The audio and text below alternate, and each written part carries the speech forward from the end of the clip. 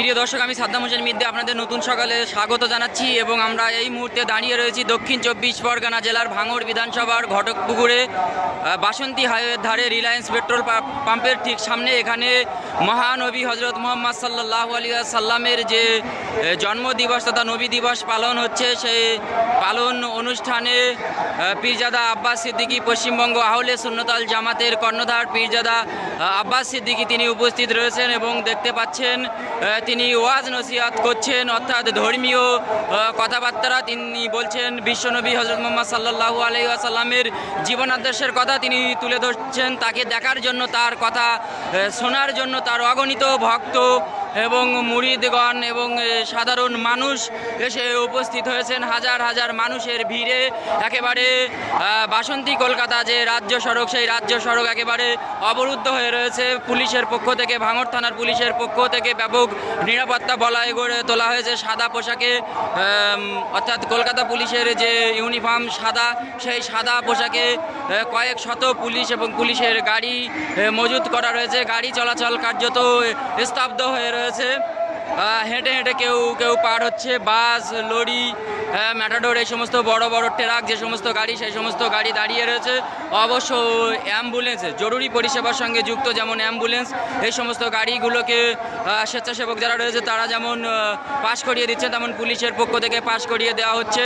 এর ঠিক ঢিলছোড়া দূরত্বে Nalmuri deputy commissionerate of police তার অফিস রয়েছে, সেখান থেকে প্রচুর পুলিশ এখানে মজুত করা হয়েছে, মোতায়েন করা হয়েছে।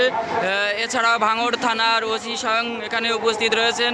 এখানে ট্রাফিক পুলিশের এডিশনাল ওসি সহ ট্রাফিক পুলিশের বিভিন্ন আধিকারিক এবং কর্মীরা উপস্থিত রয়েছেন। আপনাদের দেখানোর চেষ্টা করছি, এই হলো মঞ্চ আপনারা দেখতে পাচ্ছেন।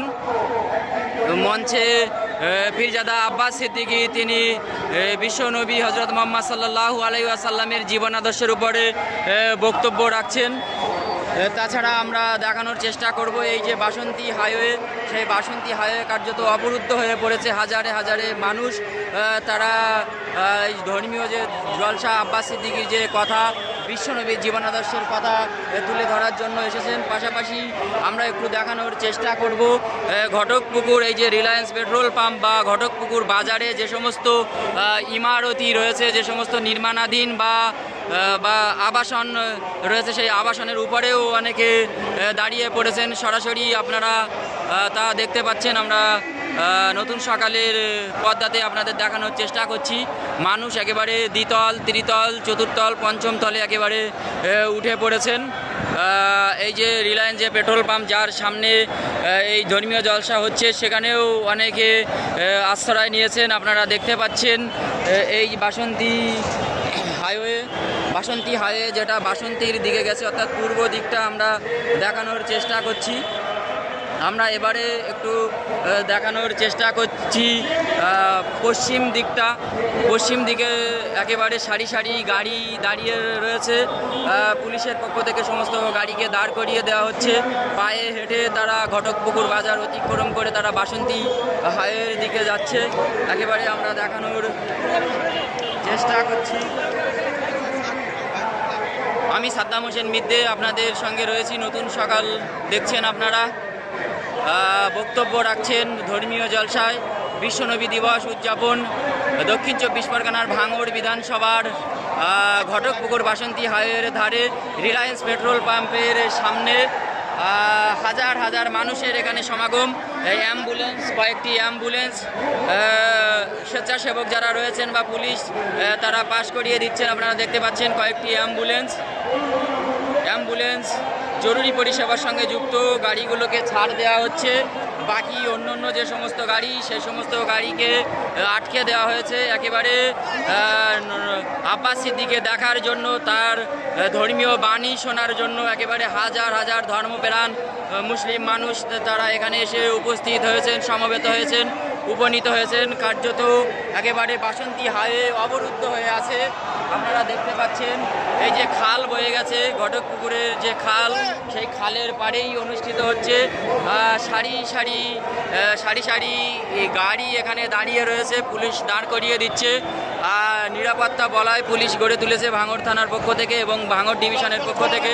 এখান থেকে ঢিলছড়া দূরত্বে ডিসি অফিস, সেখান থেকে পুলিশ এখানে মোতায়েন করা হয়েছে। এই যে আপনারা দেখতে পাচ্ছেন পুলিশ বুথ তৈরি করা হয়েছে। এই যে পুলিশ বুথ, সেখান থেকে তারা পরিস্থিতি খতিয়ে দেখছেন নিরাপত্তা পরিস্থিতি, কোনো গণ্ডগোলের সম্ভাবনা আছে কিনা তা তারা দেখছেন সরাসরি।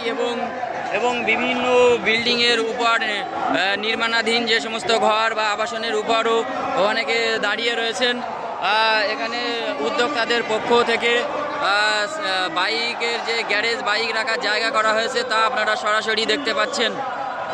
জানেন গতকালকেই এই যে বিশ্বনবী দিবস উদযাপন অনুষ্ঠানের যে মঞ্চ, সেই মঞ্চ চত্বরে বা মঞ্চের সামনে ভাঙড়ের তৃণমূল পর্যবেক্ষক ক্যানিং পূর্বের বিধায়ক শওকত মোল্লাকে দেখে চোর চোর স্লোগান দেওয়া হয়েছিল।